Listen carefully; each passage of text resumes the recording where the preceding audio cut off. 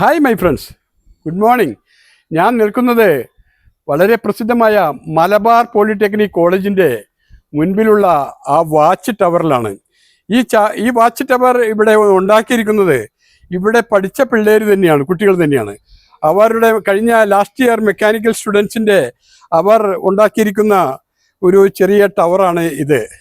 ഈ ടവറിൻ്റെ മുകളിൽ നിന്ന് നോക്കിക്കഴിഞ്ഞാൽ ഈ കോളേജും വളരെ ഭംഗിയായിട്ട് കാണാം.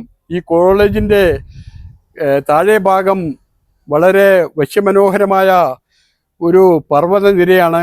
ആ നിരകളെല്ലാം, മലനിരകളെല്ലാം ഇവിടെ നിന്ന് വീക്ഷിക്കാവുന്നതാണ്. ഈ കോളേജിൽ ഇപ്പോൾ 5 തരം കോഴ്സുകളാണ് നടന്നു വരുന്നത്.